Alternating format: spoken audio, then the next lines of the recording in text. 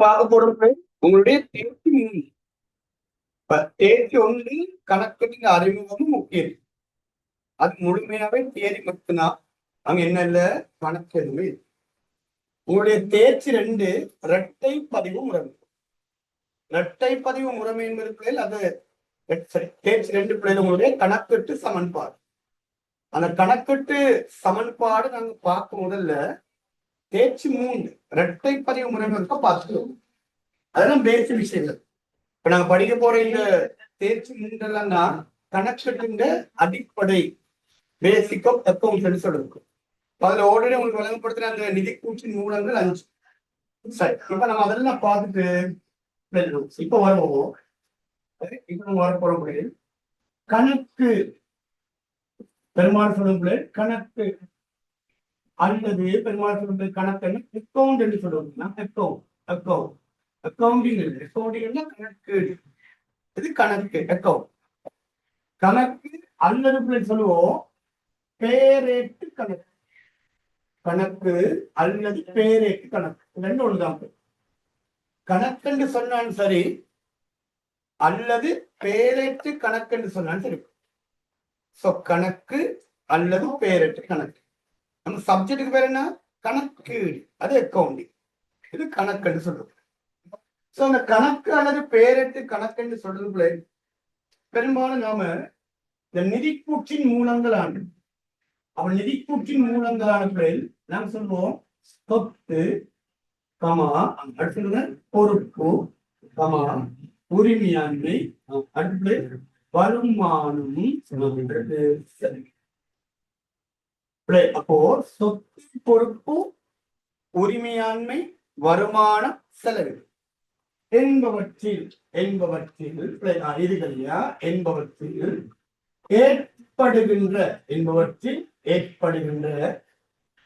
மாற்றத்தினை அது நம்ம மாற்றம் என்று சொல்றது.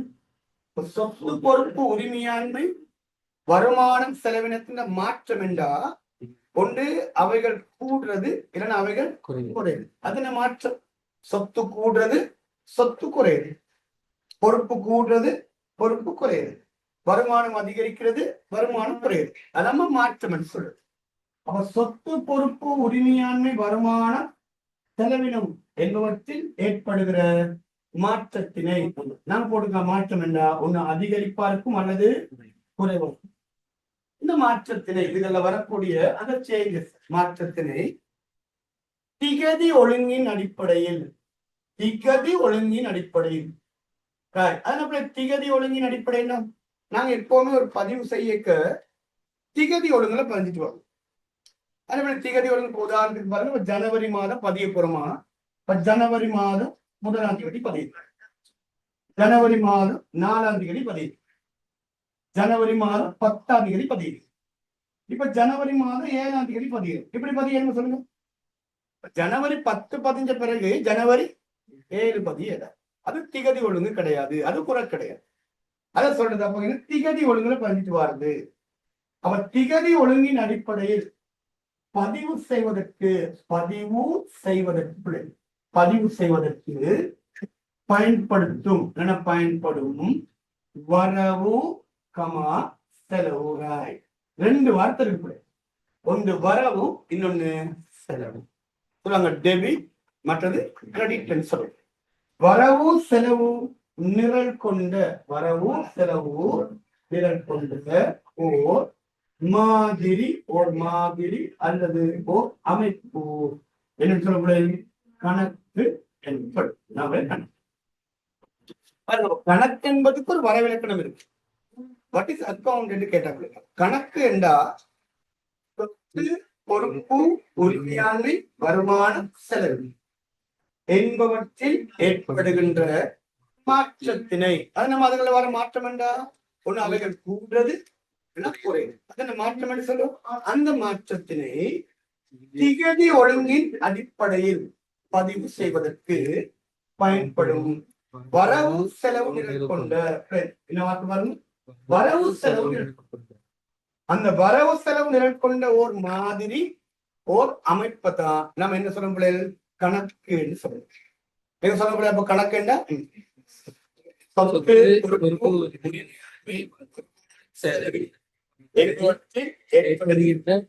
தொகை திகதி ஒழுங்கின் அடிப்படையில் பதிவு செய்வதற்கு பயன்படும் அமைப்பு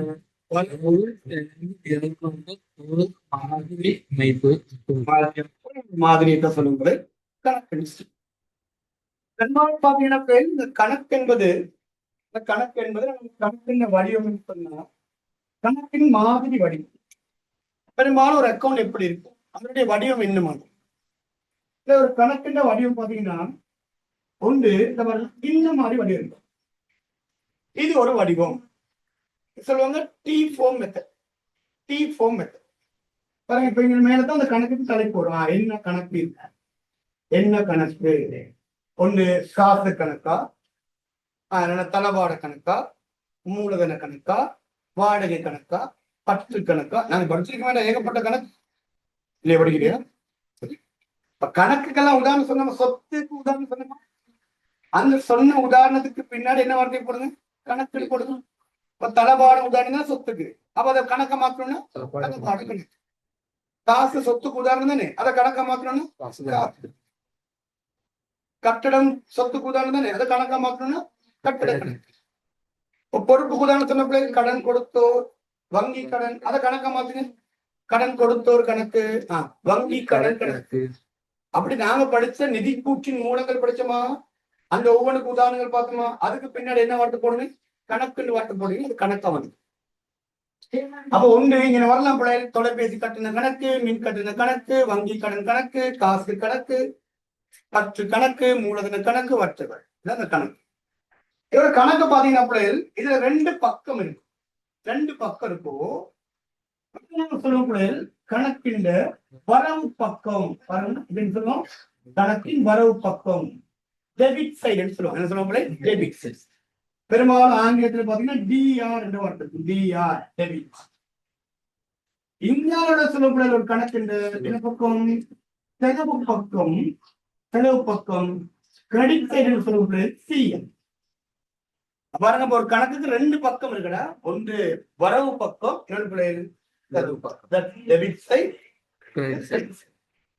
அப்ப இது ஒரு கணக்கின் மாதிரி வடிவம். சில வேலை ரெண்டு கோடு போடுவாங்க, ஒரு கோடு போட்டா ரெண்டா பிரிக்கும், ரெண்டு கோடு போட்டு ரெண்டா பிரிக்க தேவை. ஒரு கோடு போடுறீங்க, எத்தனை பிரிக்கிறதுக்கு, ஒன்று வரவு பக்கம், செலவு. அடுத்தது இன்னொரு வடிவம் இருக்கு, இது மாதிரி வடிவம் ஒன்று. இன்னொரு வடிவம் இருக்கிற மாதிரி வடிவம் ரெண்டு. இப்படி ஒரு வடிவம் இருக்கிற இதே வடிவம் தான் கொஞ்சம் விரிவாக்கி சொல்லணும். இதே வடிவம் தான் அதை கொஞ்சம் விரிவாக்கி சொல்லணும். இங்க பாருங்க, எப்படி ரெண்டா பிரிச்சு ரெண்டு கோட் போடுங்க. இப்படி ஒரு வடிவம் இருக்கு. இது ஒரு முடியுமா? சரி, இப்ப இங்க என்ன வர போகுது, இதே மாதிரி தான் இது டேஷ் கணக்கு. அப்ப இங்க அந்த கணக்குல பேர் வருமா, என்ன கணக்கு? அதே சைத்தா இது என்ன பக்கம் கணக்குல வரவு பக்கம், இங்க ஒரு கணக்கு செலவு பக்கம். இதே மாதிரி இங்கே இப்படியே நிகழ்வு வரும். இப்ப நான் அதுல அடுத்து சொல்றேன் என்ன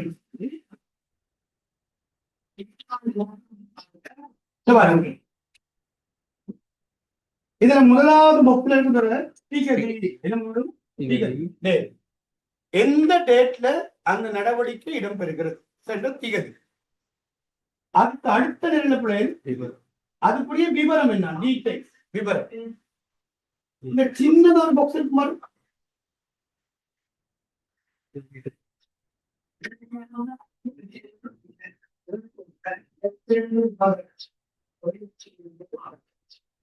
இந்த சின்னதாக பாக்ஸ் இருக்கு பாருங்க, அது சொல்லுவோம் பேரெட்டு பக்கம். என்ன சொல்லுவாங்க, பேரெட்டு பக்கம், போலியோன்னு சொல்றது பேரெட்டு பக்கம். அப்ப நமக்கு ஒரு அடையாளம் காட்டுறது.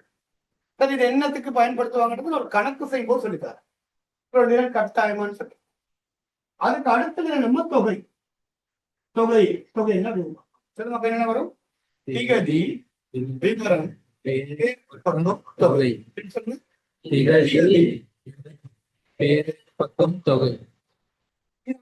பார்த்து இங்கே இருக்கும் செலவு பக்கம். சொல்லுங்க இப்ப என்ன வரும்? திகதி பேரெட்டு பக்கம். தொகை இது ஒரு வடி. அப்ப இந்த 2 வடிவங்கள் பிரதானமா உயர்தரத்துல பயன்படும். அதுலயும் நாம இனி A லெவல்ல நம்மளுடைய எக்ஸாம் பர்பஸ்க்காக வேண்டி காலத்தை சேமிக்கிறதுக்காக வேண்டி நாம 100% வீதம் இல்ல 100 வீதம் எடுத்துக்கலாம். நாங்க பயன்படுத்துறது இந்த வடிவம் தான் பயன்படும். ஆனா உண்மையிலே பயன்படுத்த வேண்டியது இந்த வடிவம். ஒரு தரம் 10ல ஞாபகம் இருக்குன்னு நினைக்கிறேன். தரம் 10ல 11ல பேரடி கணக்கு செய்ய இந்த வடிவம் தானே போட்டு போகும். சரி, பட் உயர்தரத்துல நாம இப்படி கோடுகள் போடக்கூட நியாயமான காலம் போகுது.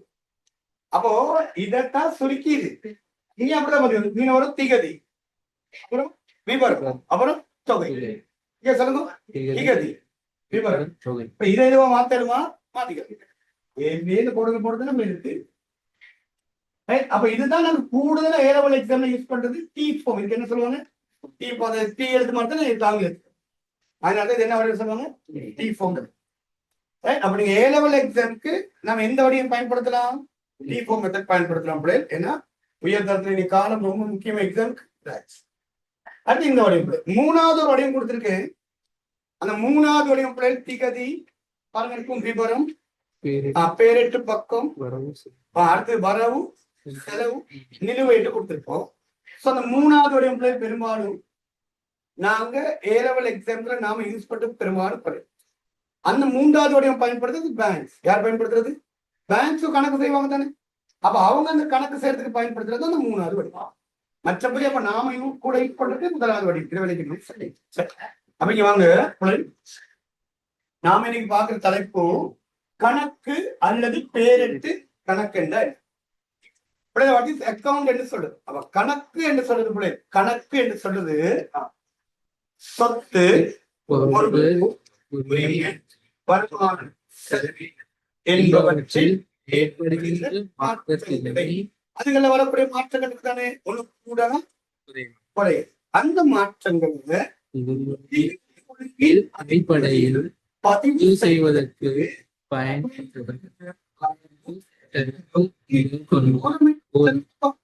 என்ன பக்கம்? இது என்ன பக்கம்? அப்ப வரவு செலவு நிரல் கொண்ட ஓர் அமைப்பை தான் நம்ம என்ன சொல்லுவோம்? கணக்கு. ஓகேனா? இதான் கணக்கு. கணக்குன்ற மாதிரி வடிவம் தான் இந்த இடத்துல பேசிருக்கப்பட. அது இப்படி அப்படின்னு சரி, அதெல்லாம் தொடர்ந்துட்டு நாம் இதை பார்த்து வந்துருவோம். இப்போ பெரும்பாலும் பாத்தீங்கன்னு சொன்னா இந்த கணக்குகள் 5 வகைப்படும் சொல்லுவோம். கணக்குகள் எத்தனை வகைப்படும்? 5 வகைப்படும். அப்ப கணக்குகள் 5 வகைப்படும். அப்ப கணக்குன்ற 5 வடிவம் இருக்கு. இப்போ கணக்குகள்ல வகைகள் என்று சொல்லி கேட்டா types of accounts. Types of accounts என்று கேட்டா கணக்குகளின் வகை. கணக்குகளின் வகை இது வந்து உங்களுக்கு புதிய விஷயம் அல்ல. இது உங்களுக்கு ஆல்ரெடி தெரிஞ்ச விஷயம். கணக்குகள வகைகள் மொத்தமா பாத்தீங்கன்னா 5 கணக்கு இருக்கு. எத்தனை கணக்கு இருக்கு? எல்லாம் உங்களுக்கு தெரிஞ்சதுதான். சரியாதா? 10 கணக்குன்னு சொல்லுவோம். எத்தனை கணக்கு இருக்கு? 5 கணக்கு. சொல்லுங்க 5 கணக்கு. சொத்து கணக்கு, சொத்து கணக்கு, பொறுப்பு கணக்கு, செலவு.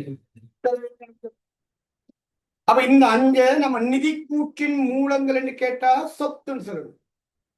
அது கணக்கின் வகையா கேட்டா சொத்து கணக்குன்னு சொல்லணும். புரியுதா? நிதி கூற்றின் மூலம் என்று கேட்டா சொத்துன்னு சொல்லுங்க. கணக்கின் வகையா கேட்டா சொத்து கணக்குன்னு சொல்லுங்க. இப்ப நான் ஒரு எக்ஸாம்பிளுக்கு தளபாடம் நிதி கூற்றின் மூலத்துல எதுல வரும்? கணக்குல எதுல வரும்? சொத்து. அப்ப கணக்கு என்னன்னு சொல்லி கேட்டா நீ கட்டாய சொத்து கணக்கா, பொறுப்பு கணக்கா, உரிமையாண்மை கணக்கா, வருமான கணக்கா, செலவின கணக்கு. அவ கணக்குகளின் வகைகள்னு கேட்டாலே கணக்குகளின் வகைகள் 5. கணக்குகளின் வகை 5. அதுல முதலாவது நாம் சொல்லுவோம் சொத்து கணக்கு. முதலாவது நாம் சொல்லுவோம் சொத்து கணக்கு, அசெட் அக்கவுண்ட் சொல்லுவோம். சொத்து கணக்கு, அசெட் அக்கவுண்ட். இரண்டாவது பொறுப்பு கணக்கு. பொறுப்பு கணக்கு liability account. liability account பொறுப்பு கணக்கு. ரைட். அடுத்து மூன்றாவது பாருங்க. மூன்றாவது உரிமையாண்மை கணக்கு. உரிமையாண்மை கணக்கு இக்விட்டி அக்கௌண்ட் சொல்லக்கூடாது. உரிமையாண்மை கணக்கு. நாலாவது சொல்லுங்க. வருமான கணக்கு. அடுத்தமா அப்போ கணக்கு எத்தனை வகைப்பட சொல்லுங்க. 5 கணக்கும்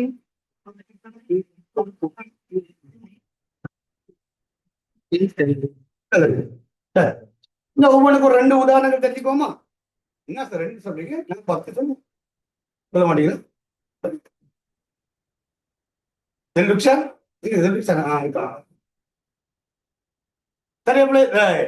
சரி, எங்க சொல்லுங்க பாப்போம். ஒரு சொத்து கணக்கு ஒரு 2 உதாரணம். எனக்கு 2 போதும். சொத்து கணக்கு 2 உதாரணம் சொல்லுங்க. கணக்கு, காசு கணக்கு 2 உதாரணம் போட்டுட்டேன். பொறுப்பு கணக்கு அதே மாதிரி 2 உதாரணம் சொல்லுங்க. பொறுப்பு கணக்கு 2 உதாரணம். வங்கி கடன் கணக்கு, வங்கி கடன் கணக்கு, கடன் கொடுத்தோர் கணக்கு. சரி, ஓகே. உரிமையாண்மை கணக்கு 2 உதாரணம். உரிமையாண்மை கணக்கு 2 உதாரணம். பற்று கணக்கு உரிமையாண்மைக்குள்ளதான் வரும். இன்னொன்னு கணக்கு என்ன கணக்கு? மூலதன கணக்கு. அப்போ மூலதன கணக்கு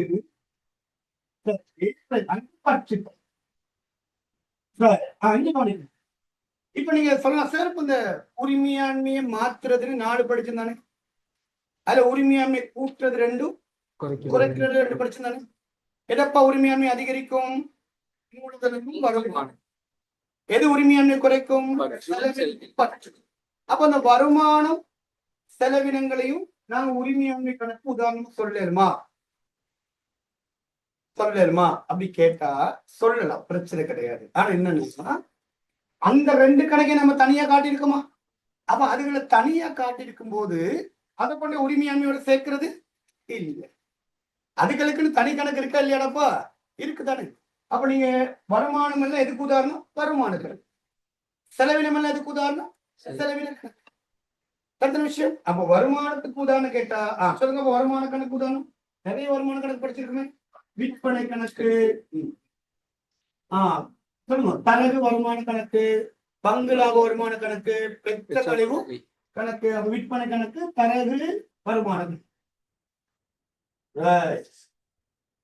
அடுத்தவங்க செலவின கணக்கு 2 உதாரணம். செலவின கணக்கு சொல்லுங்க. வங்கி கடன் வட்டி, கடன் வட்டி கணக்கு, ஊழியர் சம்பள கணக்கு, ஊழியர் சம்பள கணக்கு,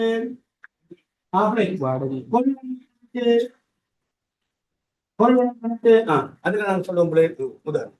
சரிங்களா? இதெல்லாம் நாங்க சொல்லுங்க. கணக்குகளின் வகைகளும் அவற்றுக்குரிய என்ன சொல்லுங்க, எல்லாம் பேசிக் விஷயங்கள். இதெல்லாம் புரிஞ்சுக்கிறது ரொம்ப கஷ்டப்படுறது இல்லை. சின்ன விஷயங்கள் தானே. உங்களுக்கு தெரிஞ்சுக்க வேண்டிய விஷயம், இந்த சொத்து பொறுப்பு உரிமை வருமான செலவு என்ன. சரி, அதுகளை தெளிவா நீங்க படிச்சு எடுத்துக்கிட்டீங்கன்னா இது வெரி சிம்பிள். இதெல்லாம் பேசிக்கான விஷயங்கள். அப்ப கணக்குகள் எத்தனை வகை இருக்கமா? மொத்தமா 5. 5 கணக்கு 2 3 உதாரணம் தெரிஞ்சுக்கிட்டா போதும். சரிங்களா? ஓகே, இப்ப புரிச்சுக்கோமா. எங்க இன்னொரு வாங்க திருப்பி பேசுவோம். அப்ப நம்மளுடைய இந்தியாவின் தலைப்பு என்ன பிள்ளை? கணக்கு அல்லது பேரெட்டு கணக்கு. நம்ம கணக்கு என்று சொல்றது நிதிக்கூற்றின் மூலங்கள் எத்தனை இருக்கு? 5. அப்ப நிதிக்கூற்றின் மூலங்கள் 5 என்ன சொல்லுங்க? சொத்து, பொறுப்பு, உரிமையாண்மை, என்பவற்றை அதிகரிப்பு திகதி ஒழுங்கின் அடிப்படையில் பதிவு செய்வதற்கு பயன்படுகிற வரவு நம்ம என்ன பண்ணுவோம்?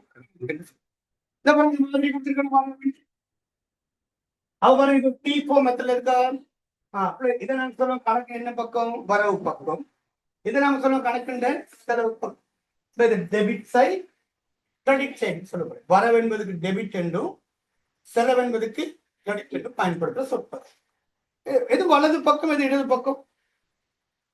வலது பக்கம் இடது பக்கம் பார்த்தா பெரும்பாலும் பார்க்க வேண்டிய அவசியம் இல்லை. சும்மா தெரிஞ்சு வச்சுக்கொள்ளுங்க. எது வலது பக்கம்?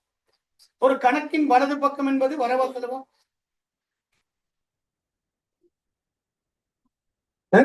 ஒரு கணக்கின் வலது பக்கம் என்பது வரவா செலவா? வரவு. வரவு. வரவு பக்கம் என்பது செலவு. அதான் வரவு. எப்படி பார்க்கணும்? இப்படி பார்க்கணும்.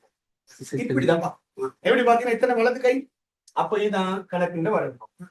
வானா வானா அப்படி ஞாபகம் வச்சுக்கலாம். வரவு வலது பக்கம். அப்புறம் செலவு அது மாறி வச்சுக்கணும். அது கட்டாயம் கிடையாது. வலது பக்கம் இடது பக்கம் தேவையில்லை. சில வேலை போட்டு விடுவாங்க. சில கேள்விகள் ஒரு கணக்கின் வரவு பக்கம் எதை குறிக்கும்? ஒரு கணக்கின் வலது பக்கத்தில் பதியப்பட்டது, செலவு பக்கத்தில் பதியப்பட்டது. அப்ப குழப்பம் வரக்கூடாது. அப்ப தெரிஞ்சுக்கொள்ளுங்க. பெரும்பாலும் வரவு என்பது என்ன பக்கம்? வலது பக்கமும், செலவு என்பது இடது பக்கம். கணக்குகளின் வகைகள் கேட்டப்பட அப்ப மொத்தம் உயர்தர பாடத்திட்டத்தை பொறுத்த மட்டும் எத்தனை கணக்குகள் இருக்கு? 5. எந்த ஒரு உருப்படி தந்தாலும் அதை இந்த 5 கணக்குகளை கொண்டு வரும். மீள் மதிப்பீட்டு ஒதுக்கம் சொல்றேன். மீள் மதிப்பீட்டு ஒதுக்கம் இப்ப நீங்க படிச்சிருக்கீங்க இது வரைக்கும்? மீள் மதிப்பீட்டு ஒதுக்கம் என்று சொல்லி உங்களுக்கு படிப்பிச்சிருக்கனா? இல்ல. ஆனா அந்த இதுக்குள்ள ஏதாச்சும் உள்ளதுன்னு வரும். ஏதாச்சும் உள்ளதுன்னு வந்தாலும் வேற வழி இல்லையே. அதெல்லாம் நாங்க இன்னும் படிக்க வேண்டிய விஷயங்கள் சொல்ல. மீள் மதிப்பீட்டு ஒதுக்க கணக்கு வரும். உரிமை அமைப்புள்ள பெருமான தேய்வு ஏற்பாட்டு கணக்குன்னு ஒரு கணக்கு இருக்கு. பெருமான தேய்வு ஏற்பாட்டு கணக்கு எதுக்குள்ள வரும்? சொத்து கணக்கு உள்ள. விற்பனை உத்தரவாத ஏற்பாடுன்னு ஒரு கணக்கு இருக்கு. அது வரும் பொறுப்பு கணக்குள்ள. நிறுத்தி வைத்த வருவாய் கணக்குன்னு ஒரு கணக்கு இருக்கு. அது வரும் உரிமையாண்மை கணக்கு உள்ள. அப்ப யோசிச்சு பாருங்க. இதெல்லாம் நாங்க பிறகு படிக்க போற விஷயங்கள். அப்போ நீங்க இப்போதைக்கு படிச்ச உதாரணங்களை ஞாபகம் வச்சுக்கிட்டீங்கன்னா பிற்பாடு நாங்க படிக்க படிக்க படிக்க படிக்க இதுக்கான உதாரணங்கள் என்ன செய்யும்? கூடிக்கொண்டுதான் வருமே தவிர என்ன செய்யாது? குறையாது. ஓகே அப்படியே உங்களுடைய கேட்டுக்கோங்க. கணக்கு அல்லது பேரிட்டு கணக்கு. சரி, எழுதுறோம். கணக்கு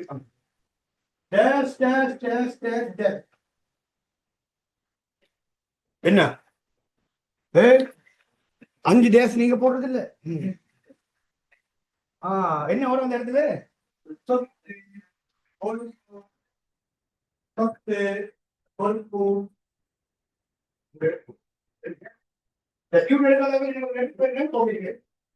அடுத்த சனிக்கிழமை போன நினைக்காதீங்க. இன்னைக்கு எடுத்துட்டு போயிரு. போயிட்டு எழுத வேண்டிய விஷயங்கள் எழுதிட்டு வந்துருக்கு. சரி, நான் குரூப்ல இன்னொரு ஸ்டாப் பண்ணி விட்டேன். சொத்து கமா பொறுப்பு கமா உரிமையாண்மை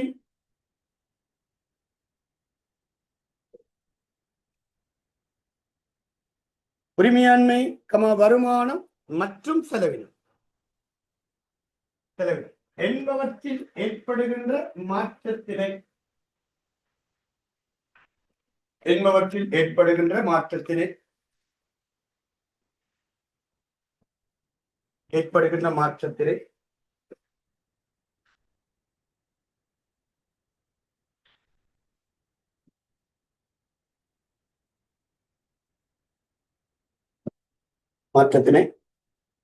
திகதி ஒழுங்கின் அடிப்படையில்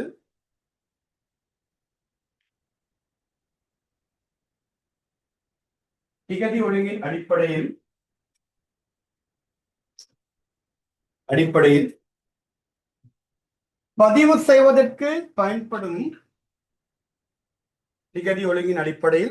செய்வதற்கு பயன்படும்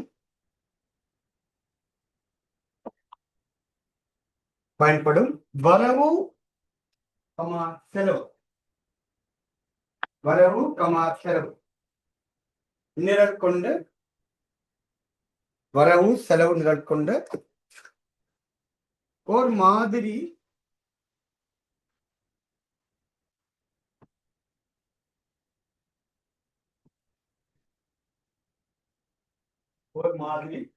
அல்லது அமைப்புகளை கணக்கு எனப்படும்.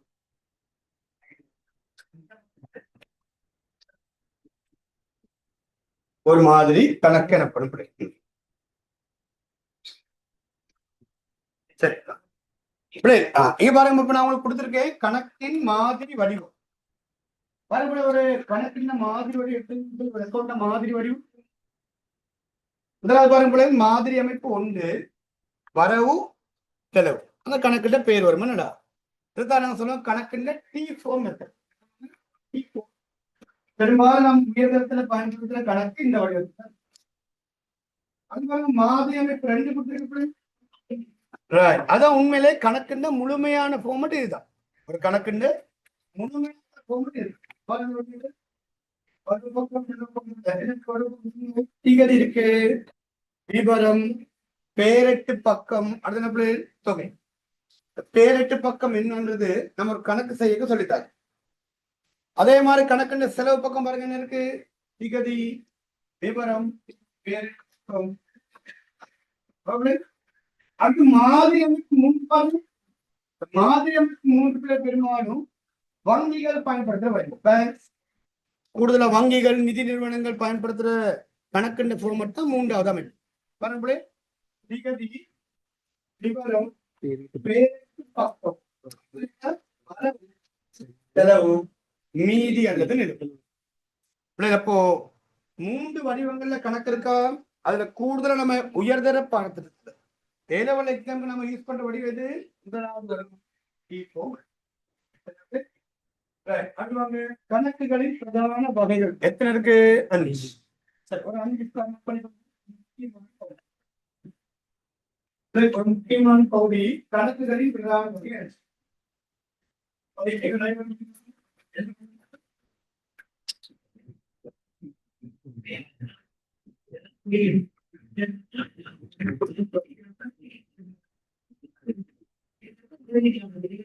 கணக்குகளை பிரதான வகைகள்.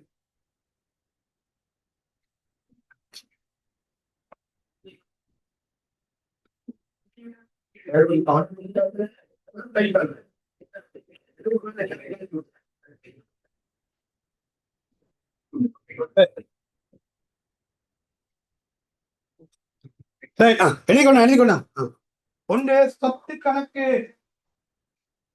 சொத்து கணக்கு சொத்து கணக்கு அதுக்கு 2 உதாரணம் கொடுத்து கொடுங்க. தளவாட கணக்கு, காசு கணக்கு, தளவாட கணக்கு, காசு கணக்கு.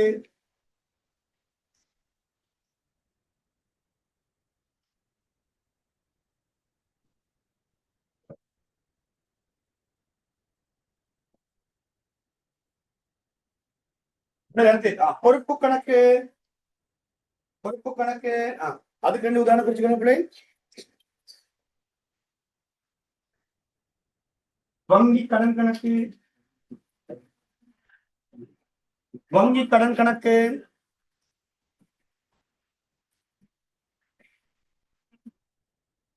இன்னைக்கு ஒரு அட்மிஷன்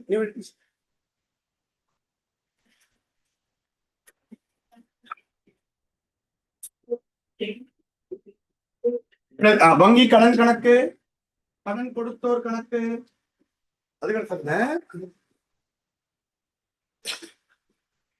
அடுத்து உரிமையாண்மை கணக்கு. உரிமை கணக்கு சொல்லாங்க, உரிமை கணக்கு வார்த்தை பயன்படுத்துறது இல்லை. முழுமையான வார்த்தை தான் உரிமையாண்மை என்ற வார்த்தை தான் பயன்படுது. உரிமையாண்மை கணக்கு அதுக்கு போட்டுக்கோங்கப்பா. மூலதன கணக்கு, பற்று கணக்கு,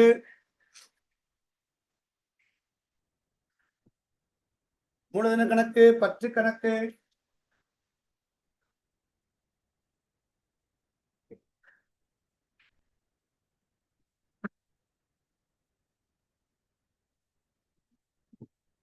அடுத்தது வருமான கணக்கு.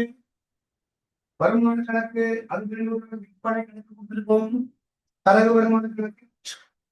நேற்று அந்த பெயர் எழுதாக்கல நேற்று வராதாக்கள் யாருக்கு இன்னைக்கு வந்து உங்களுடைய பேர் எழுதி கொடுக்கணும். உங்களுடைய வாட்ஸ்அப் இலக்கமும் பக்கத்துல போட்டு பேர் போடணும். அதே மாதிரி யாரும் நேற்று வரும் உங்களோட பேர் எழுதுங்க.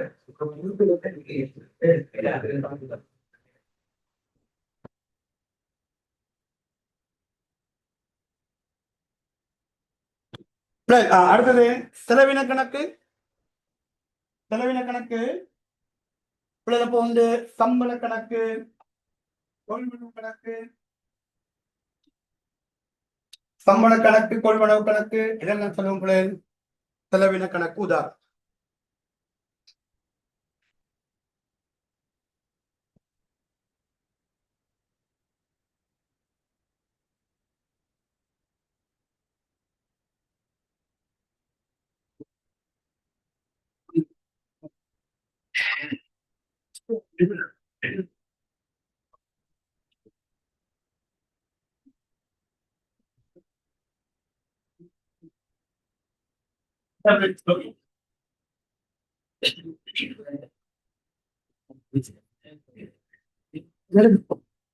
வெள்ளிக்கிழமை வெள்ளிக்கிழமை இந்த ஒரு மாதம் வெள்ளிக்கிழமை ரொம்ப கிடைக்குது அடிக்கிட்டு வராங்க பிரச்சனை இல்லை, நீங்க மாற்றி வைங்க. இந்த ஒரு மாசம் புழுக்கா சாப்பிடுது சேமிச்சு போறாங்க. சரி ஒரு 10 மார்க் பண்ணி வைக்கிறது பரகிறது.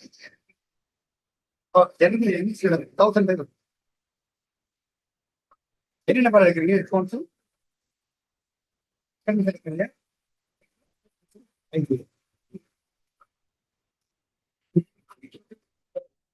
அட்மிஷன் வந்துட்டு ஒரு தடவை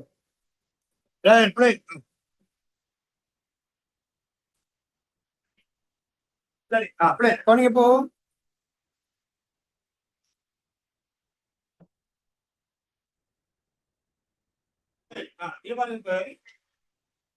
கணக்குகளின் வகைகளில் கணக்குகளின் வகைகளில் 5 பார்த்து முடிச்சு. ஒரு கணக்குக்கு எத்தனை பக்கம் இருக்கு? ஒரு கணக்குக்கு எத்தனை பக்கம் இருக்கு? ஒரு கணக்குக்கு எத்தனை பக்கம் இருக்கு? 2 பக்கம். ஒரு பக்கம் இருக்கு வரவு, இன்னொரு பக்கம் வரவு செலவுன்னு சொல்லி 2 பக்கம் இருக்கு. பாருங்க, கணக்குகள் மொத்தம் எத்தனை வகை இருக்கு? 5 வகை. எத்தனை பக்கம் இருக்குமா? 2 பக்கம். இப்ப நான் சொல்லித்தர போறது நல்லா கவனிச்சு கொடுங்க. நான் சொல்லித்தர போறது என்னன்னா, இப்போ கணக்குங்கிறது பிள்ளைகள் விளங்கி செய்ய வேண்டியதா பாடமாக்கி செய்ய வேண்டியதா? விளங்கி செய்ய வேண்டியது. பாடமாக்கி உயர்தரத்துல 1ஓ 2ஓ பதிவு மட்டும் செஞ்சுக்கலாம். அது தொடர்ந்து அதை பார்த்து பார்த்து பழக்கமாயிடும். மற்றபடி ஒரு விஷயம் நாம படிப்பிச்சா அது தாண்டி புதுசா அதே மாதிரி என்னன்னு வந்து அதை நீங்க தானே சுயமா செய்யணும். அப்ப அதுக்கு விலங்கி எடுத்து இப்போ நான் சொல்லித்தர போறேன். இப்ப சொல்லித்தர போற இந்த முக்கியமான விஷயம் கூட சொல்ல நம்ம கணக்குகளின் விதிகள். கணக்குகளின் விதிகள் அல்ல சொல்லும் கணக்கின் தத்துவம். கணக்கின் தத்துவம் மிக மிக முக்கியமான தேர்வு. மிக மிக முக்கியமான தேர்வு. இந்த கணக்கு விதி அல்லது கணக்கு தத்துவம் கொடுங்க. இப்ப நான் சொல்லிக் கொடுக்க போற இந்த கணக்கு விதி கணக்கு தத்துவம் எல்லாம் சரியா பிடிச்சிருக்கீங்கன்னா இந்த இரட்டப்பதிவு உருவாக்குறது கணக்குகள்ல பதிகிறதுலாம் ஒரு ஆசிரியர் உதவி இல்லாம நீங்களே செஞ்சுட்டு போயிடுது. அதுக்குதான் இந்த விஷயம்லாம் நம்ம பார்க்க போறோம். அப்ப கணக்குண்ட விதிகள் கணக்குண்ட தத்துவங்கள் என்று சொன்னப்படி மொத்தம் எத்தனை கணக்கு இருக்கம்மா? 5 கணக்கு இருக்கு. ஒரு கணக்குக்கு எத்தனை பக்கம் இருக்கு? 2 பக்கம் இருக்கு. ஒண்ணு வரவு பக்கம். அந்த கணக்கு விதி என்ன சொல்லுதுன்னா, எந்த பக்கம் பதிவும்? வரவு பக்கம் பதிவுமா செலவு பக்கம் பதிவும்? நாங்க இதுக்கு முதல்ல படிச்சிருக்கோம். கணக்கீட்டில் பதிவு செய்யப்படுவது எப்படியாப்பட்ட தகவல்களா இருக்கணும்? நிதி சார்ந்த தகவல் தானே, பணத்தினால் அளவிடக்கூடிய தகவல் தானே. நாம இன்னமும் கணக்குல என்ன செய்ய ஆரம்பிக்கல? பதிவு செய்ய ஆரம்பிக்கல. ஒரு 2 பக்கத்துல இருக்குங்க. 2 பக்கத்துல இருக்குங்களே. பாருங்க என்ன தலைப்பு இருக்கு அடுத்து பாருங்க. ஒரு அங்க ரெட்ட பதிவெல்லாம் பார்த்துட்டு 15ஆம் பக்கம் பாருங்க. அடுத்தது 16ஆம் பக்கம் பாருங்க. 17ஆம் பக்கம் பாருங்க. இது ஃபுல்லாவே என்னது? கணக்கு தான். இது ஃபுல்லாவே பதிவு தான். புரிஞ்சுக்கொள்ளுங்க விஷயம். இது ஃபுல்லாவே பதிவு தான். அப்ப இந்த பதிவுகள் எல்லாம் நீங்க சுயமா செய்யறதுக்கு தேவையான பேசிக்கா நான் இப்ப சொல்லி தர போறேன். கணக்கு விதிகள் அல்லது நம்ம கணக்கு தத்துவம். அப்ப அந்த கணக்கு விதிகள் கணக்கு தத்துவம் என்று சொல்றதுக்குள்ள போன்று கணக்கு வகை. கணக்கு வகை கணக்கு வகை. இந்த கணக்குகள் வகை அதிகரித்தல் அதிகரித்தல் அடுத்தது குறைதல் குறைவடைதல். இதான் கணக்கு விதி. பாருங்க, கணக்குன்ற வகை அதிகரிக்கும் போதும் குறைவடையும் போதும் எந்த பக்கம் பதிவு செய்யும்? ஒரு கணக்கு உதாரணத்துக்கு வச்சுக்கொள்ளுங்க. நான் முதலாவது போடுறேன் சொத்து கணக்கு. கணிச்சுக்கணும் வடிவம். ஒரு சொத்து கணக்கு இல்லைன்னா சொத்து கணக்குன்னா ஒரு சொத்து என்ன செஞ்சா அதிகரிச்சா, சொத்தொன்னு வணிகத்துக்கு என்ன செஞ்சா அதிகரிச்சா அத அந்த சொத்து கணக்குல எந்த பக்கம் பதிவு செய்யப்படும்? வரவு பக்கம் பதிவு செய்யும். பார்த்துக்கொள்ளுங்க. ஒரு கணக்குக்கு எத்தனை பக்கம் இருக்கு? சரி, பக்கம் இருக்கே. ஒண்ணு வரவு பக்கம், 2 பக்கம் இருக்கு தானுமா. இது கணக்குன்னு சொன்னா இந்த கணக்கு 2 பக்கம் இருக்கு. ஒண்ணு வரவு பக்கம், ஏதாவது ஒரு பக்கம் ஒண்ணு இங்கிட்டு பதினீங்க, இங்கிட்டு பதிவு, ஏதாவது ஒரு பக்கம் பதியணுமே. அப்ப நீங்க அது வரவு பக்கம் பதியணுமா இல்ல என்ன பக்கம் செலவு பக்கம் பதியணுமா? அதை தீர்மானிப்பதுதான் கணக்கு விதி. முதலாவது கணக்கு விதி சொத்து கணக்குகளில் சொத்தொன்னு என்ன செஞ்சா அதிகரிச்சா, சொல்லுங்க, சொத்து அதிகரிச்சா அது சொத்து கணக்கு எந்த பக்கம் பதியணும்? வரவு பக்கம். அப்ப மாறி யோசிக்கணும். அதிகரிச்சா எந்த பக்கம் பதியணுமோ அப்ப குறைஞ்சா அதுக்கு ஆப்போசிட் தானே வரும். அப்ப ஒரு சொத்து என்ன செஞ்சா குறைவடைஞ்சா அதை நாம பதிவு சொத்து கணக்குல என்ன செலவு. அப்ப முதலாவது கணக்கு விதி தான். அப்ப சொத்து கணக்கு விதி என்ன சொல்லுங்க? சொத்து கணக்கு விதி சொத்து அதிகரிச்சா வரவு, சொத்து குறைவடைஞ்சா சொல்லுங்க. சொத்து அதிகரிச்சா வரவு,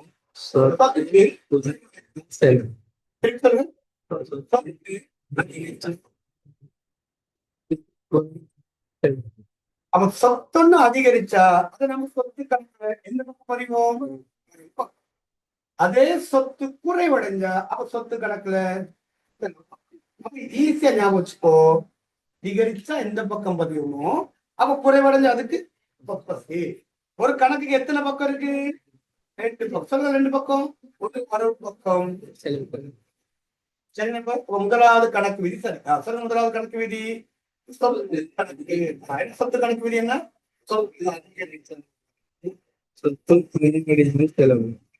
சொல்லவா? காசு எடுத்துக்கோமே. இப்ப காசு அதிகரிக்குது. என்ன அதிகரிக்குது? காசு அதிகரிக்குது. காசு என்பது வணிகத்துக்கு ஒரு. அப்ப காசு அதிகரிச்சா அத காசு கணக்குல எந்த பக்கம் பதியணும்? அப்ப காசு என்ன செஞ்சா குறைவடைச்சா அப்ப அது காசு கணக்கு எந்த பக்கம்? தளவாட கணக்கு. சொல்லுங்க. அப்ப தளவாட கணக்கு விதி சொல்லுங்க. தளவாடம் அதிகரிச்சா அப்ப தளவாட கணக்குல வரவு பக்கம். தளவாடம் என்ன செஞ்சா அப்ப தளவாட கணக்கு செலவு. முதலாவது என்ன கணக்கான விதி? சொத்து கணக்கான விதி. சொத்து கணக்கான விதி சொத்து அதிகரிச்சா இப்ப உங்களுக்கு அந்த குழப்பமா இருக்கும். சொத்துனா என்ன சார்?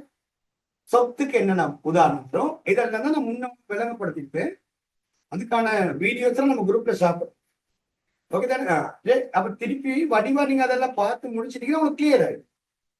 சொத்துனா என்ன, அதுக்கு என்ன உதாரணம், அதுக்கு என்ன பண்பு, அதெல்லாம் கிளியர் ஆயிடும். சரி, வாங்க அடுத்து படிங்கன்னு சொல்றேன். அப்ப என்ன செய்யணும்? படிக்கணும். இல்ல நான் படிக்க மாட்டேன் அப்படின்னா அப்ப குழப்பம் தானே. திருப்பி இருக்க அதை படிச்சு எடுத்து கொடுங்க. வேலை அப்படியே வாங்க. 2வது நாங்க எடுத்துக்குவோம் பொறுப்பு கணக்கு. இருக்க போமே பொறுப்பு. உயிர் போற விஷயம் வழங்கப்படுத்திட்டு இருக்கேன். டாக்டர் சொல்ற, தம்பி கவனமாறு, உயிர் போகுது, இந்த ஊசியை குத்தினா சரியா. டாக்டர் சும்மா கடை அப்படின்னா சரி. அது மாதிரி தான் மறுபடி 2 வருஷம் அக்கௌண்ட் செய்ய போறீங்க. ஒரு கணக்க தந்தா பயப்படாம தைரியமா சுயமா என்ன செய்யணும்? செய்யணும் தானே. இல்லைன்னா வேலை தானே. அதுக்கான பேசிக் தான் இப்ப சொல்லி கொடுத்துட்டு இருக்கேன். அப்போ வடிவா கேளுங்க. அதை விட்டுட்டு இப்ப ஒண்ணுமே பார்க்காம அப்படியே ஜாலியா இருந்துட்டு கடைசி 3 மாசம் இருக்கும்போது வந்து கேட்டீங்கன்னா நான் அப்பயும் படின்னு தான் சொல்லுவேன். நான் படத்தை சொல்லி காட்ட மாட்டேன். நான் உனக்கு அப்பவே சொல்லியிருந்தானே, கேட்டியா?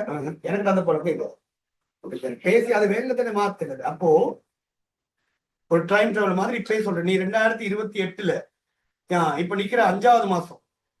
அப்போ வந்து ஐயோ சரி படிக்கிறது எனக்கு சொல்லிக் கொடுக்க ஏலத்தனத்தோட அப்படின்னு உனக்கு சொல்ல போறது. இப்ப அப்படி நினைச்சுக்கவே அப்ப கவனிச்சுக்கோ இதெல்லாம்.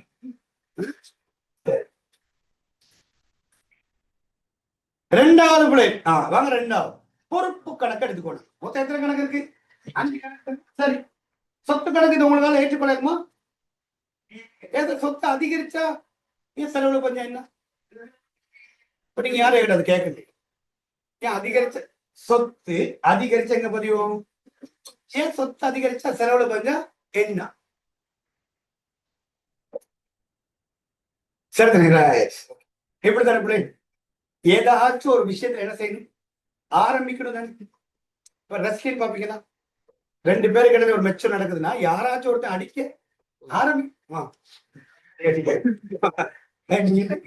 இது அடிச்சுங்கிட்ட யாராச்சும் ஒரு டொஸ் போடும்போது ஒருத்தர் டொஸ்ட சுண்டுறதுக்கு இன்னொருத்தர் கேட்கணும் தானே.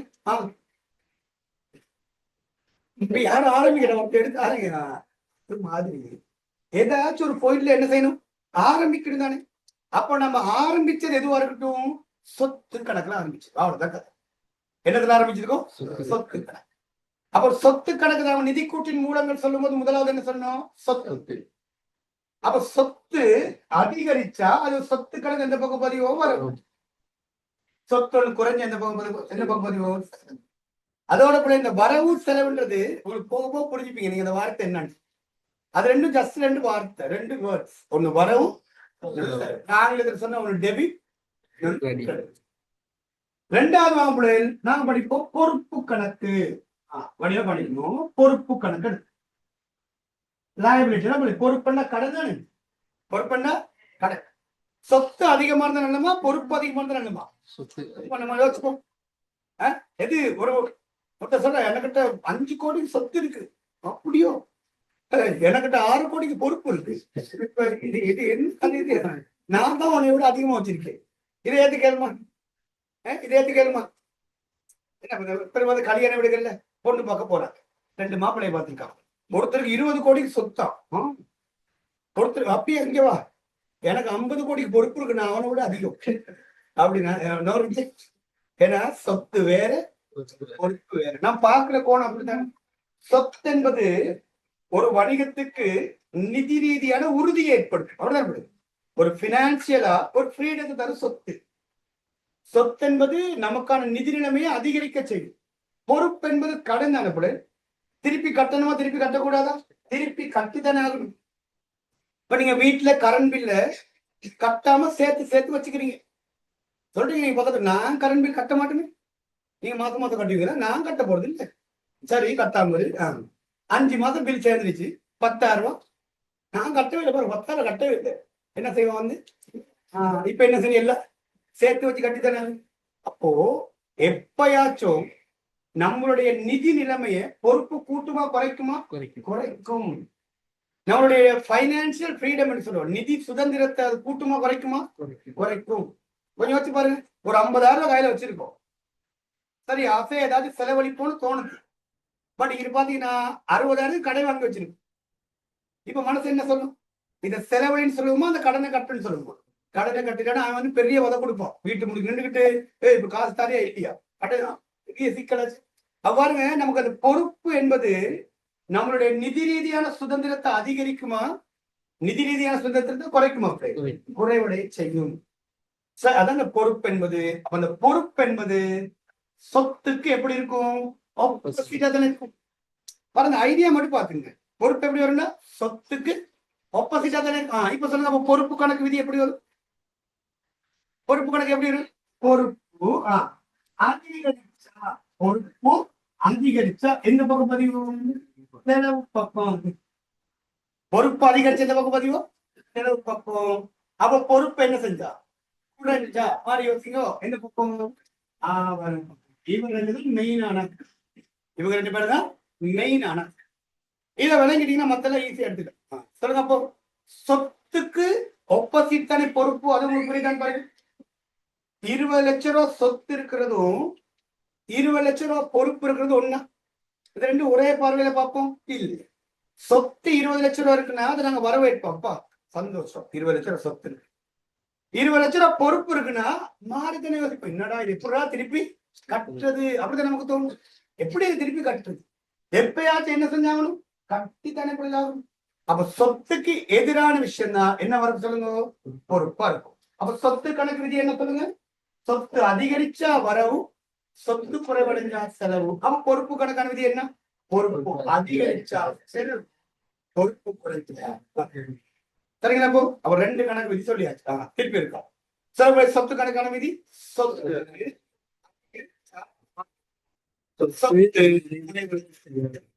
பொறுப்பு சொல்லுங்க.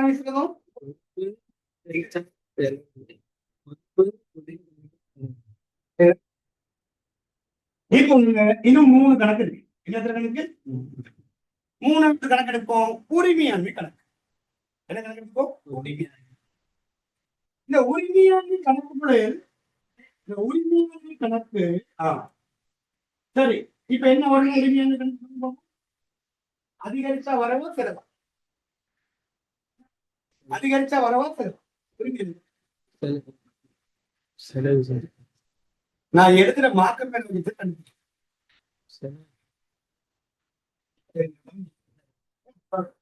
என்ன அப்ப இதுக்கு கீழே எடுத்தா இது மாட்டேன்னு அது இருக்கும். சொல்லுங்க, அப்ப உரிமையாண்மை கணக்கு என்ன கணக்கு? அது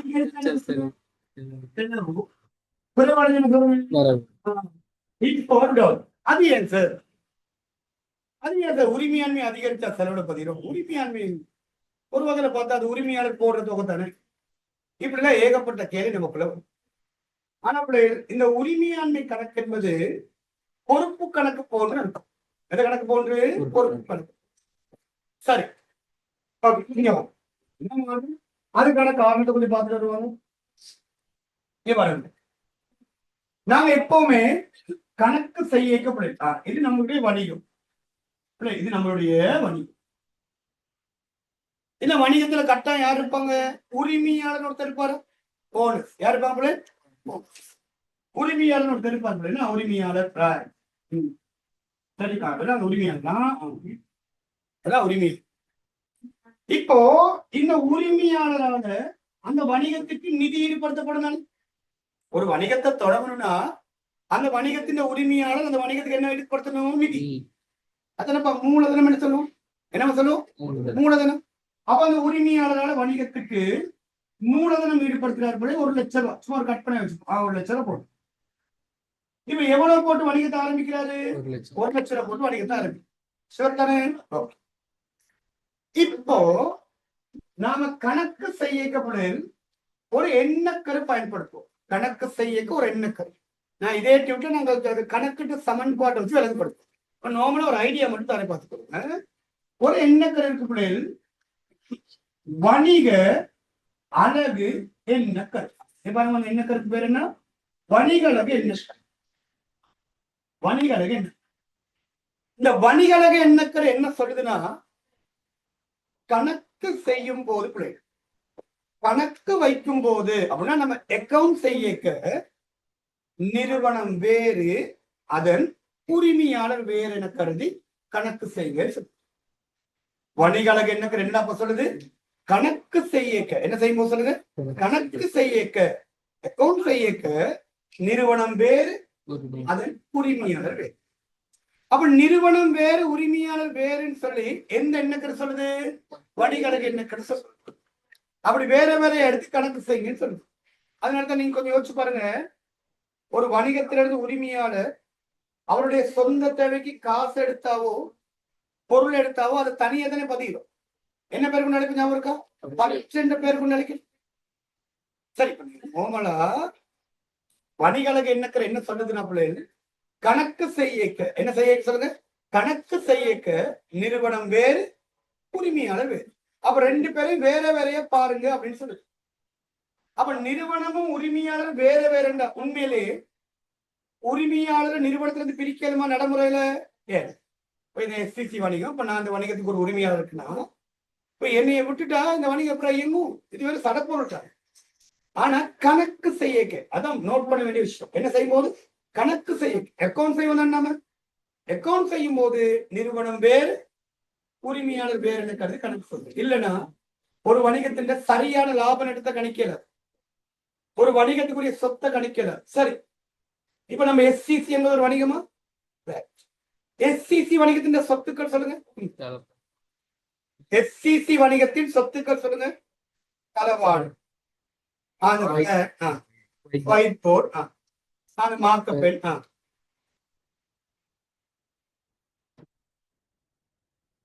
லேப்டாப், மூணு பைக் வராது. அந்த பைக் வராத சொத்துக்குள்ள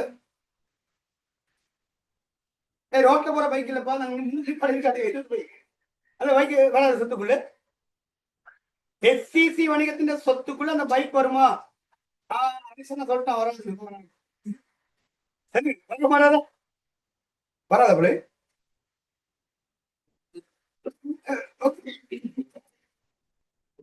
ஷூரா வராது. இந்த பைக் எஸ்சிசி வணிகத்தின் சொத்துக்குள்ள வராதா? வராதா? வராது. ஏன் வராது? ஏன்னா அது யாருடைய தனிப்பட்ட சொத்து? என்னுடைய தனிப்பட்ட சொத்து தானே. இப்ப பொறுத்து நான் என்னக்கிறேன், நிறுவனம் வேறு உரிமையாளர் வேறு. அப்போ நிறுவனம் உரிமையாளர் ஒண்ணுனா அப்ப அந்த பைக் யாருடைய சொத்து? எஸ்சிசியுடைய சொத்து. இந்த லேப்டாப் யாருடைய சொத்து? எஸ்சிசியுடைய சொத்து. இப்ப யோசிச்சு பாருங்க. அப்ப நிறுவனம் வேறு உரிமையாளர் வேறுன்னு சொன்னா நிறுவனத்தின் சொத்துக்கள் தான் நிறுவனத்துக்கு சொத்து. யாருடைய சொத்து? உரிமையாளருடைய சொத்துக்கள். யாருடைய சொத்து அல்ல? நிறுவனத்துடைய சொத்து அல்ல. அதான் நிறுவனம் வேறு உரிமையாளர் வேறு. அப்ப நாங்க கணக்கு வைக்க நிறுவனமும் உரிமையாளரும் வேறு வேறுன்னு எடுத்துக்கிட்டா அந்த தீரை மட்டும் நீங்க பாருங்க. மேலதிக விளக்கெல்லாம் நான் கணக்கெட்டு சமன்பாடு படிக்கவும் சொல்லி தருவேன். இப்ப இந்த ஐடியா மட்டும் எடுத்துக்கொள்ளுங்க. இப்ப இந்த எண்ணக்கள் என்ன சொல்லுதுமா? நிறுவனம் வேறு உரிமையாளர் வேறு. இப்ப வாங்க விஷயம். அப்ப ரெண்டு பேரும் வேறு வேறு அப்படின்ட்டா சொல்லுங்கப்பா, நீ வேற. சரி, அப்படியா? ஓகேவா? நான் உனக்கு இவ்வளவு நேரம் செலவழிச்ச தொகையில எனக்கு திருப்பி கேட்பார கேட்க மாட்டாரா? கேட்கறது நியாயம் இருக்கா? நியாயம் இல்லையா? நியாயம் இருக்கு. ஏன்னா நீ சொன்ன வார்த்தை அப்படி. நீ வேற, நான் அப்படியோ இவ்வளவு நேரம் நான் உனக்கு செலவழிச்சு அதான் திருப்பிட்டா. இல்லப்பா நம்ம ரெண்டு பேரும் சும்மா சொல்லுங்க. கான்செப்ட் யோசிச்சு பாருங்க. இப்ப நம்ம உறவினர்கள் கடன் கொடுக்குறோம். நான் எங்க அண்ணாவுக்கு கடன் கொடுத்துருக்கேன். கடையில ஒரு 10,000 கொடுத்தேன். தாடா தம்பி, நான் திருப்பி 2 மாசத்துல தாரேன் அப்படின்னு. சரி, 2 மாசம் கழிச்சு நான் அவனுக்கு கால் பண்ணி கேட்கறதா கேட்க கூடாதா?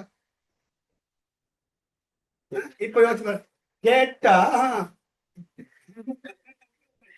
இப்போ நீ வேறு நான் வேற சத்தப்படாம கேட்காம நிறைய விஷயம் தலைப்புல எப்படி நீங்க இங்க அதே கான்செப்ட் தான். இப்ப உரிமையாளர் வேற நிறுவனம் வேற அப்படின்ட்டா அப்ப ஒரு விஷயம் இருக்கு.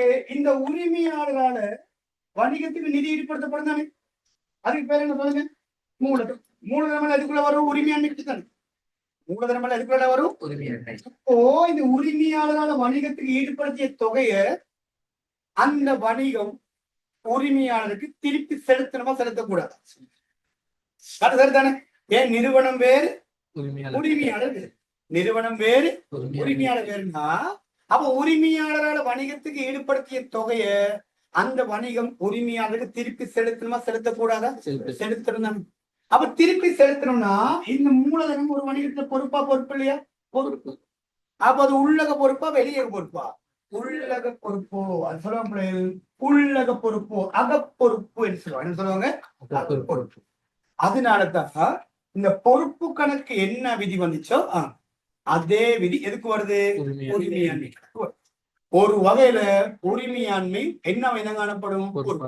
ஆனா என்ன விஷயம் கேட்டா அது ஒரு வெளிப்படையான பொறுப்பு இல்லை. இப்ப நீங்க வங்கியில கடன் எடுத்தா அது ஒரு வெளிப்படையான பொறுப்பு தானே. திருப்பி கட்டணும்னு தெளிவா தெரியும். இப்ப இது யாரை ஈடுபடுத்துற தொகை? உரிமையாளர். இப்ப நீங்க கேட்கலாம், சார் உரிமையாளர் போட்ட தொகை அந்த வணிகத்துக்கு பொறுப்புனா அந்த வணிகம் திருப்பி செலுத்துறது தானே. எப்படி செலுத்துவாங்க? வணிகம் திருப்பி செலுத்தாதம்மா. வணிகம் சடப்பொருள் தானே. அதை யாரை எடுத்துக்குவாரு? உரிமையாளரே எடுத்துக்குவாரு. என்ன வழி எடுப்பாரு? பட்டுன்னு சொல்லி என்ன எடுப்பாரு? பட்டு யோசிச்சு பாரு. அவர் பட்டு செய்ய செய்ய செய்ய செய்ய அவருடைய உரிமையாண்மை கூடுமா குறையும்? பட்டு செய்ய செய்ய உரிமையாண்மை என்ன செய்யும்? குறையும். அப்படி பேசிக்கா ஒரு ஐடியா. ஏன்னா இன்னொரு ஐடியா சொல்றேன் பாருங்க. நம்ம தரம் 10ல இப்ப சமன்பாடு படிச்சுக்கணும் பாருங்க. சொத்து சம பொறுப்பு என்ன உரிமையாண்மை சமன்பாடு இருக்கு. சரி, ஒரு ஐடியா மட்டும் சொல்றேன். இப்போ சொத்து சமன் பொறுப்பு சக உரிமையாண்மைனா நீ பாருங்க, பொறுப்போட உரிமையாண்மை என்ன செய்யுது? கூட்டப்படுதுன்னா அப்ப பொறுப்புக்கு உரிமையாண்மையா கூட்டாளி தானே. பொறுப்புக்கு யார் உரிமையாண்மை? அப்ப இவங்க 2 பேரும் ஒரே மாதிரி தான் இருந்தாலும் அதனால கூட்டுப்படுது. அவ பொறுப்பு கணக்குக்கு என்ன விதியோ அதே விதி எதுக்கு வரும்? உரிமையாண்மை கணக்கு வரும். அப்ப அதுக்கு 2-3 காரணங்கள் இருக்கு. ஒரு காரணம், ஒரு வணிகத்துக்கு உரிமையாளரால ஈடுபடுத்திய தொகை அந்த வணிகத்தை பொறுத்த மட்டும் வணிகத்துக்கு என்ன வேணும் காணப்படும்? பொறுப்பு. உள்ளக பொறுப்பா வெளியக பொறுப்பா? உள்ளக பொறுப்பு. ஏன் அது பொறுப்பா என்ன காணப்படுதுன்னு கேட்டா அதுக்கு ஒரு காரணம் சொல்லுதானுமா? என்ன காரணம்? வணிகளவு என்ன சொல்லுது? நிறுவனம் வேறு உரிமையாளர். அந்த வணிகளவு என்ன சொல்லுது? நிறுவனம் வேறு உரிமையாளர். என்ன செய்ய? கணக்கு செய்ய.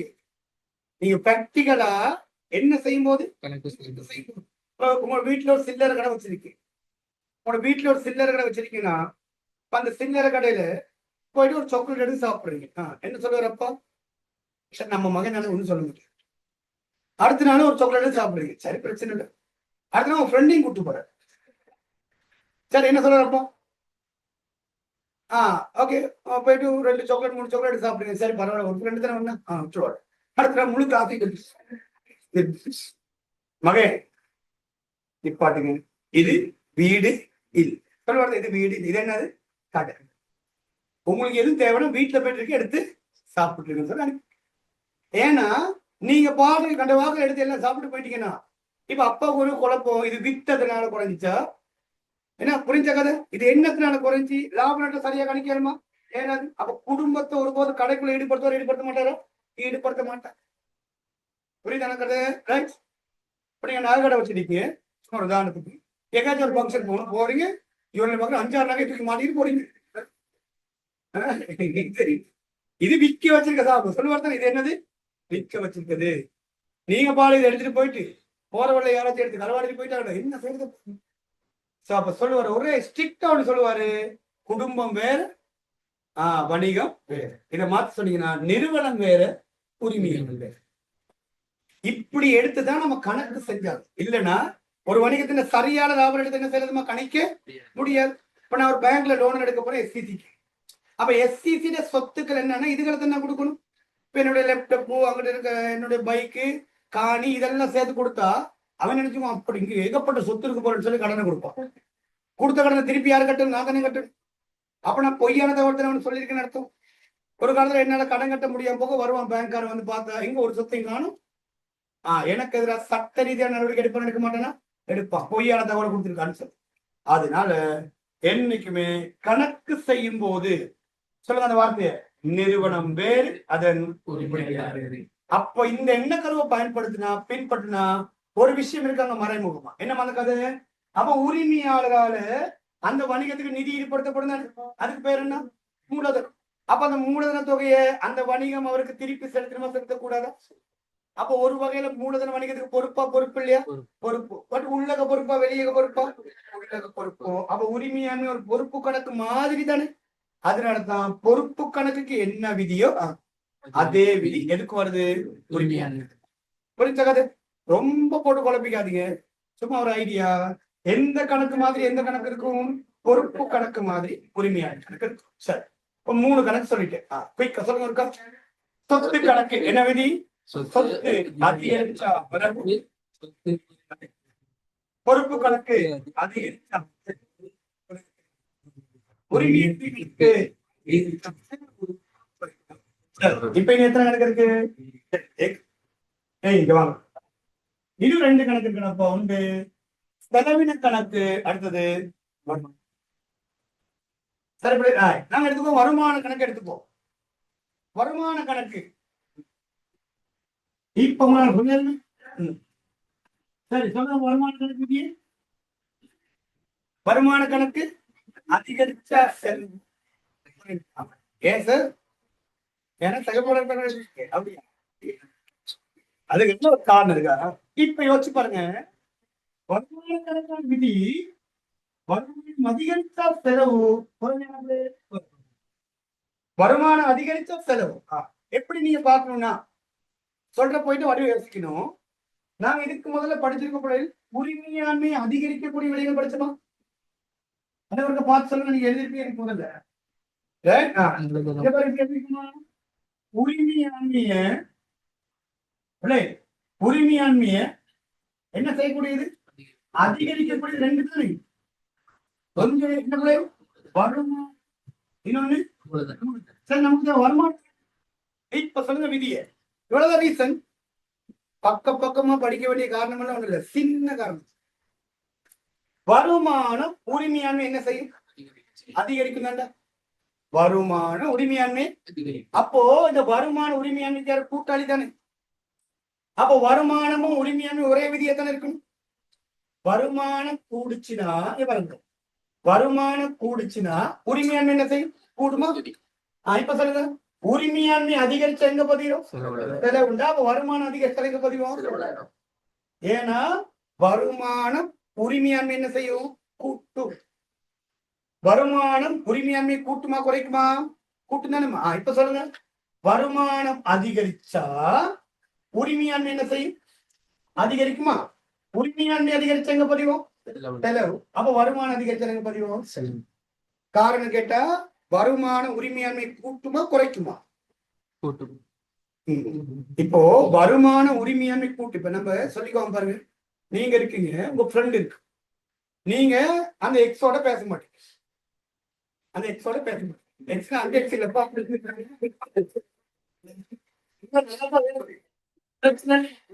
அப்ப நான் ஒரு அறிவார்ந்த பட்சிக்கு தான் படிக்கிறேன். மிக்க வேலை செஞ்சு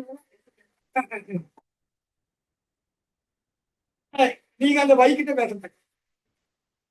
பெரிய சிக்கல் தான். சரி, இப்ப நீங்க அந்த வைக்கிட்ட பேச மாட்டீங்க. உங்க ஃப்ரெண்ட் இருக்கான், நீங்க அந்த வைக்கிட்ட பேச மாட்டேன்னா இப்ப சொல்லி ஃப்ரெண்டு நீ தான் கூட்டாளி. இங்க வா, நான் இருக்க ஒரே கூட்டாளி. அதே கான்செப்ட் தானே. உங்களோட அவர் இயந்து செயல்படுறாரு. அதே மட்டும் நீங்க பார்க்கும். வருமான உரிமையாண்மை கூட்டுமா குறைக்குமா? கூட்டுனா அப்ப உரிமையாண்மைக்கு வருமானம் யாரு? கூட்டாளி. அப்ப அவங்க ரெண்டு பேரும் ஒரே விதி எத்தனை இருக்கணும்? இல்லைன்னா நோமலை யோசிச்சு பாருங்க. இங்க பாருங்க. வருமானம் என்ன செஞ்சா? அதிகரிச்சா உரிமையாண்மை என்ன செய்யும்? அதிகரிக்கும். உரிமையாண்மை அதிகரிச்ச எங்க பதிவும்? செலவுனா அப்ப வருமானம் அதிகரிச்சா எங்க பதிவும்? அப்ப வருமானம் உரிமையாண்மை ஒரே விதி தருமா? சொல்லுங்க. அப்ப உரிமையாண்மை கணக்கான விதி என்ன? அதிகரிச்சா செலவு. அப்ப வருமான கணக்கு விதி சொல்லுங்க. வருமானம் அதிகரிச்சா செலவு. அப்ப இன்னொருக்கு ஒரே ஒரு கணக்கு தான். என்ன கணக்கு? செலவு. அவர் இப்ப எங்க வருவார்னா செலவின கணக்கு இங்க வரும்.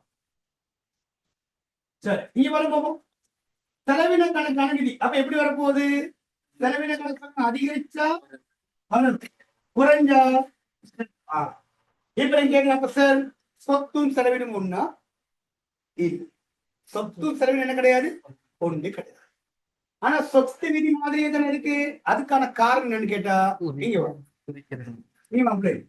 நான் இதுக்கு மேல படிச்ச தியரி தான் உரிமையாண்மை படிச்ச. உரிமையாண்மைய குறைக்கிற விட படிச்சோமா? எது உரிமையாண்மை குறைக்க? ரெண்டு படிச்சுமே. ஒண்ணு பற்றி, இன்னொன்னு. இப்ப சொல்லுங்க தியரி எப்படி என்ன பாருங்க. செலவினம் என்ன செஞ்சா? அதிகரிச்சா உரிமையாண்மை என்ன செய்யும்? அப்போ உரிமையாண்மைக்கு செலவினம் கூட்டாளியா எதிராளி? எதிராளிமா ஆப்போசிட் தானே வரணும். எப்படிதான் யோசிக்க? செலவினம் என்ன செஞ்சா? செலவினம் அதிகரிச்சா இதையும் செலவினம் என்ன செஞ்சா? அதிகரிச்சா உரிமையாண்மை உரிமையாண்மை குறைஞ்ச எங்க பதிகிறோம்? அதனாலதான் செலவினம் அதிகரிச்சா எங்க பதிகிறோம்? நீங்க அதை இலகுவா ஞாபகம் சொல்லுங்க. உரிமையாண்மை வருமானத்துக்கு யாரு? செலவினம் உரிமையாண்மைக்கு யாரு? அவ்வளவுதான். அப்போ உரிமையாண்மை வருமானம் யாரு? கூட்டாளினா ரெண்டு பேரும் ஒரே மாதிரி தானே இருப்பாங்க. செலவின உரிமையாண்மைக்கு கூட்டாளி இருக்கிறாங்க. அப்ப எப்படி இருக்கு விதி? மாறித்தனம். அப்ப எப்படி யோசிப்பீங்க? பாருங்க, செலவினம் என்ன செஞ்சா அதிகரிச்சா, உரிமையாண்மை என்ன செய்யும்? குறைவடையும். எப்படி யோசிங்க? செலவினம் அதிகரிச்சா குறைவடையும். உரிமையாண்மை குறைஞ்சா எங்க பதிகிறோம்? செலவினம் அதிகரிச்சு எங்க பதிகிறோம்?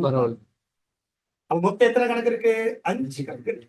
இதுல இந்த வருமான கணக்கு, செலவின கணக்கு கவனம். வருமான கணக்கான விதி எந்த கணக்கு மாதிரி இருக்கும்? உரிமையாண்மை. ஏன்னா அது உரிமையாண்மை கூட்டுமா குறைக்குமா? கூட்டு. அப்படி ஞாபகம். செலவின கணக்கான விதி உரிமையாண்மைக்கு எதிர்த்தானே. ஏன்னா அது உரிமையாண்மை கூட்டுமா குறைக்குமா? குறைக்கும். அப்போ மொத்தம் எத்தனை கணக்கு இருக்கு? 5 கணக்கு இருக்கு. சரி, திருப்பி இருக்க பேசுமா? அப்ப நம்ம ரெண்டா பேசுறோம் பாருங்க. இந்த 2 கணக்கு ஒரே மாதிரி, சொத்து கணக்கும் செலவின கணக்கு ஒரே மாதிரி. பொறுப்பு உரிமையாண்மை வருமானம் அது 3 ஒரே ஃபைனலா சொல்லுங்க. சொத்து கணக்கான விதி சொத்து செலவின அதிகரிச்சா, பொறுப்பு கணக்கு உரிமையாண்மை கணக்கு வருமான கணக்கு இவ்வளவுதான் கன்செப்ட். நீங்க இதை தாண்டி நீங்க என்ன விதமான யோசிச்சாலும் இதுதான் பதில். நீங்க கேட்கலாம் சார், வருமான கணக்குனா வருமானம்னா கூடுனா நல்லது தானே சார்? அது வரவுளத்துல பதியணும். இங்க நல்லது கெட்டதுக்கு என்ன கிடையாது, இடம் கிடையாது. No sentiment. நான் சரிப்படுறோம். ஏன்னா நோ சென்டிமெண்ட். சென்டிமெண்ட் பார்த்து பதிகிறது இல்லை அக்கௌண்ட். நல்லது கெட்டது பார்த்து பதிகிறது இல்லை அக்கௌண்ட். வருது போகுதுன்னு பார்த்து பதிகிறது இல்லை அக்கௌண்ட்ஸ். நான் பாருங்க, இதுதான் விதி. இந்த விதியை தாண்டி நீங்க அங்க என்ன செய்யறதுமா யோசிக்க முடியும். Okay right. இப்ப வருமானம் கூடனா நல்லது தானே சார்? அப்ப வரவுளத்தனை பதினும் இல்லை. செலவினம் கூடனா சரியில்லை தானே சார்? அப்ப செலவினத்தனை பதினும் அப்படி இல்லை, கிடையவே கிடையாது. ஒவ்வொன்றுக்கு ரீசன் சொன்னா திருப்பி இருக்க சொல்லு. கடைசியா உரிமையாண்மை கணக்கான விதி செலவு வரவு வரதுக்கான காரணம் உரிமையாண்மை ஒரு வகையில் என்னது வணிகத்துக்கு பொறுப்புன்றதுதான். சரியாப்ப வருமான கணக்கான விதியை உரிமையாண்மை மாதிரி வருதுன்னு கேட்டா வருமான உரிமையாண்மையை கூட்டுறது. அப்ப கூட்டாளி தானே. செலவின கணக்கான விதியை உரிமையாண்மைக்கு எதிராக வருதுன்னு கேட்டா செலவின உரிமையாண்மை என்ன செய்யறதுனால சிம்பிள் ரீசன். சரியாப்ல? ஓகே, எழுதிக்குமா? குயிக் எழுதி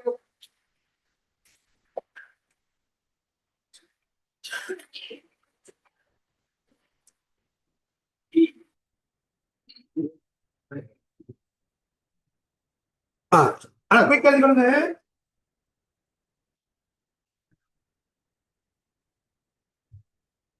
கணக்கு எழுதி கொடுங்க. ஒரு 10 ஸ்டார் மார்க் போட்டு கொடுங்க. பண்ணி கணக்கு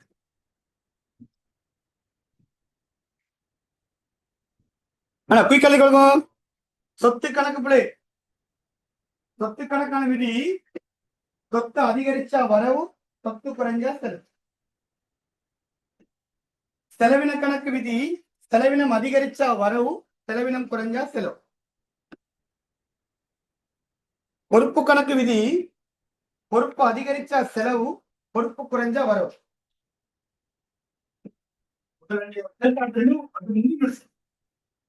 உரிமையாண்மை கணக்கான விதிப்படையில் உரிமையாண்மை அதிகரிச்சா செலவு, குறைவடைஞ்சா வரவு.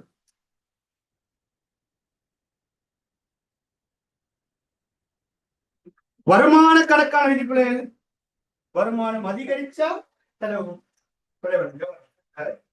அப்ப இதை தொடர்ந்து அடுத்து படிக்க வேண்டிய கணக்கு மீதிகள். அது கீழே ஒரு தலைப்பு கொடுத்துருக்க பாருங்க, என்னமா விதி மீறிய கணக்கு. அதான் முக்கியமான விஷயம். வளமையான ஒன்றுதான் வளமைக்கு மாறா சில விஷயங்கள் தானே, அதான் அந்த விதி மீறிய கணக்குன்னு சொல்ல சொல்றேன். இப்ப நாம இதுகளை அடுத்த வகுப்புல பார்ப்போம். ஓகே.